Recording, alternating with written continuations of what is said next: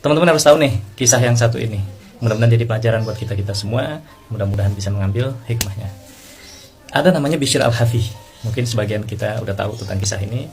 Nah, yang belum tahu, kisahnya itu sangat inspirasi banget. Bishr al-Hafi adalah seorang yang dulunya orang berandalan, tapi menjadi wali Allah. Orang yang dulunya jauh dari Allah, suka mabok, tapi Allah berikan hidayah menjadi ulama besar. Bahkan Imam Ahmad bin Hambal pun sering meminta rujukan kepada Bishr al-Hafi. Ya. Apa sebabnya beliau jadi orang yang besar? Hanya karena sebab beliau suatu ketika lagi mabok, sempoyongan jalan, ngelihat secercah kertas bertuliskan Bismillah. Hanya tulis itu Bismillah, kertas di jalan, di tengah-tengah pasar. Bishr al-Hafi dalam keadaan mabuk, dia nggak mau kalau misalkan kertas itu diinjak-injak sama orang, dihinakan sama orang. Akhirnya diangkat sama beliau Bishr al-Hafi itu kertas, terus dibersihkan. Nggak cukup sampai di situ, uang yang tadinya dia mau pakai buat beli minuman, dipakai uang itu untuk beli parfum. Parfumnya itu disemprotin, di minyak wanginya itu dikasih kepada kertas yang bertuliskan Bismillah yang udah dibersihkan itu.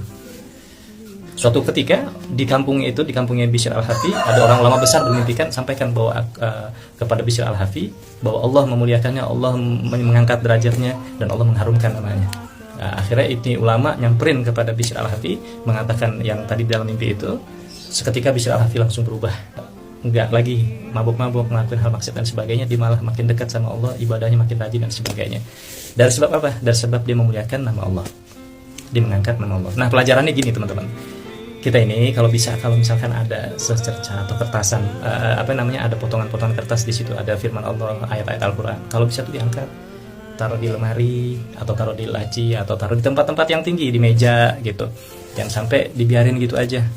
Apalagi kita sering nih kalau lagi kumpul baca-baca Yasin, atau lagi Yasinan, atau baca apa Al-Quran, itu Al-Qurannya ngegeletak aja di lantai, ditaruh aja gitu. Yasinnya, kitab Yasinnya ditaruh aja, itu kan dalamnya kan ada ayat Al-Quran. Kalau bisa tuh diangkat, ditaruh di tempat yang tinggi, jangan disejajarkan dengan kaki kita kalau bisa. Kenapa? Itulah bentuk kita memuliakan daripada firman Allah. Semoga dengan sebab itu Allah muliakan kita, Allah angkat derajat kita, dan Allah harumkan nama kita sebagaimana Allah harumkan namanya Bishr al-Hafi. Semoga manfaat.